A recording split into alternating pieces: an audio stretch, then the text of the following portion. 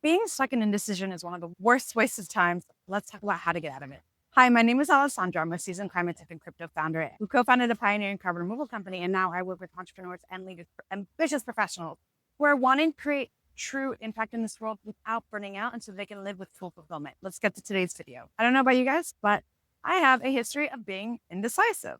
And this is one of the biggest weaknesses that I have had in my life. And I have learned to cope with. And in my work with my clients, I find that they are also struggling with indecision. And so I help them, I walk them through how to get clarity, how to get unstuck and out of that indecision mode where you're just ruminating about the same thing, thinking about the same things over and over again.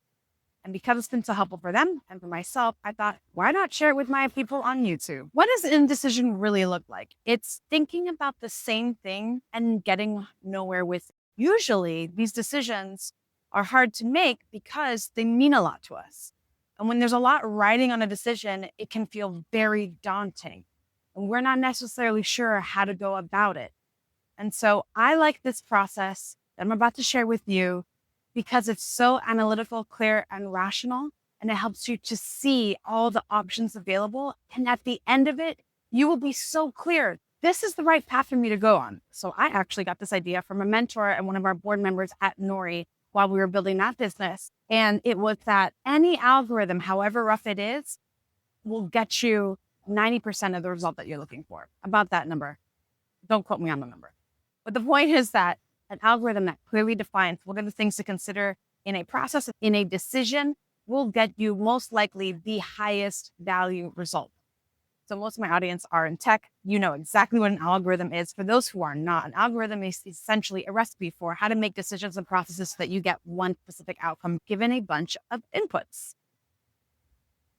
So the first thing is to be very clear. What is the decision that you're trying to make? What is the question you're trying to answer? Some examples. Should we pivot our product from this business plan to this business plan? Is this the right copy for our marketing campaign? Should we let that person go? These are some of the most common questions that founders and leaders struggle with every day as they're looking to grow their businesses and innovate something new. By the way, even if you're not an entrepreneur or a founder, even if you're not a professional, this can be a very useful tool for you. It's got very clear. What is the question I hand? So take out a piece of paper on the top, right? What is the question? What is the outcome you're looking for? Should we do this or that? Then what we're going to do is write out a list. What are all the different things, all the factors that you're considering? Let's say in the most simple example, although commonly very difficult, challenging example is, should we let someone go? Let's list out all the factors that are important to consider. For example, it would be, are they the right fit for the role that we outlined? How good a fit are they?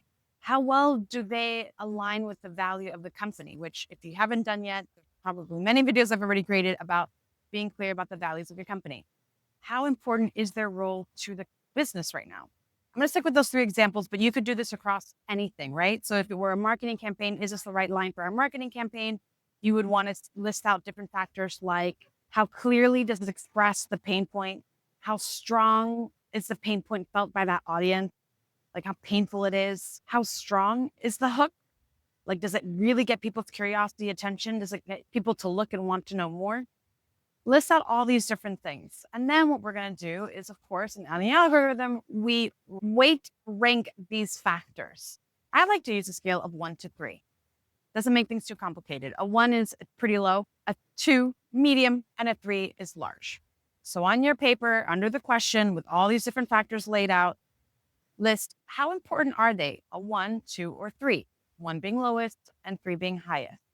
You don't have to overcomplicate this, but take some time, pause the video if you need to write this down on your piece of paper. And while you're doing this, you want to be very thorough. Think of all the things that you've been ruminating on, going through your mind, whether you're at the gym, when you're brushing your teeth, what has been plaguing you over and over again.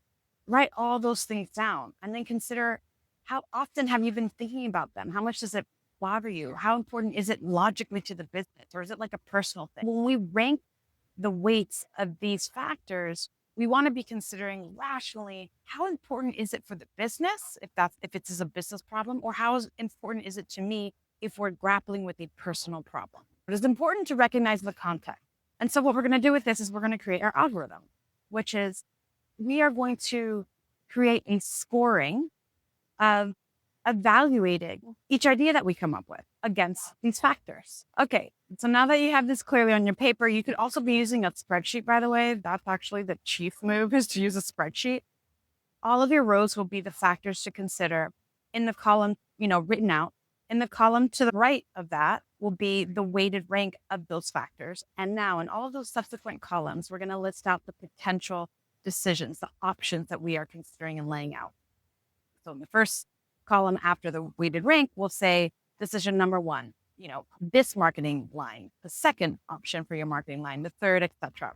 And we're going to go one by one and score them to how well they meet that factor. Ignore the weight for now. Ignore that second column of the weighted rank.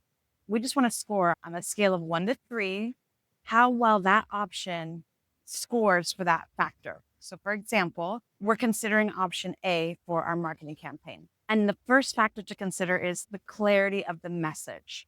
Is it really clear?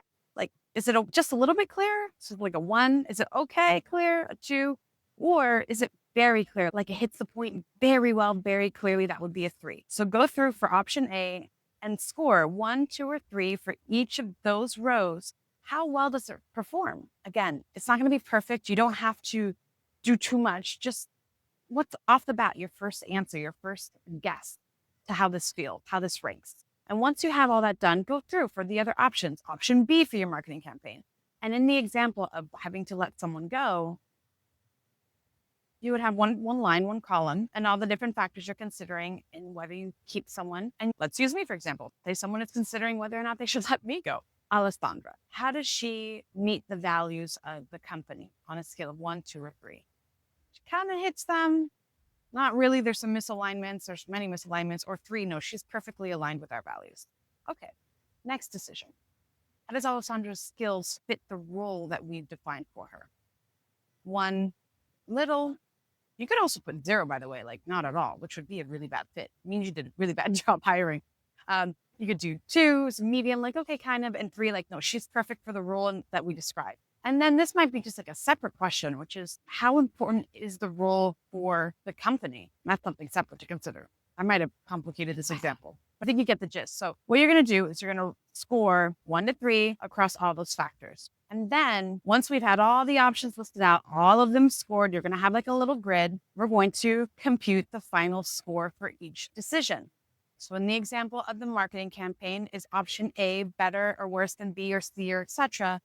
We're going to take the score that's listed for each factor and multiply it by the weight, and then sum it all up at the bottom. And this will give us across all columns a total score. One with the highest score wins. For those of you who do not think in Excel spreadsheets like me, I am sorry. We're talking highly analytical ways of approaching decision-making process. I know it seems a little bit complicated, but also really simple when you're considering the grand weight of decisions that we're making. I promise you this method is slightly foolproof to help you figure out what is the best way forward. And you might find that there are a few options that are tied, that are very close. And even then, it's clarifying because you recognize, hey, actually, the thing that I've been gravitating towards is actually lower on the score based off of these actual importance of factors I'm considering. And these 2 other factors, these 2 other options are way better than what I consider. I've used this for so many things. I mean, in my personal life, in my business, in what to market, who to market to. It is an awesome tool. I hope that you guys find it helpful. I hope it wasn't too complicated for me to explain for you. And I hope that this gives you a tool that you can use to move forward in your life to be a little less unstuck, a little less decisive, and a lot more clear on how to move forward with another tool in your pocket. That's all for today's video. I hope this is helpful. I hope it's another tool in your pocket that you can use on how to find clarity when you're stuck in indecision. If you like this video, of course, please like the video, subscribe to my channel if you're wanting to see more content like this. Of course, leave a comment. I would love to hear what you're thinking. Any new questions or requests for content, I would love to hear from you so I can get to that.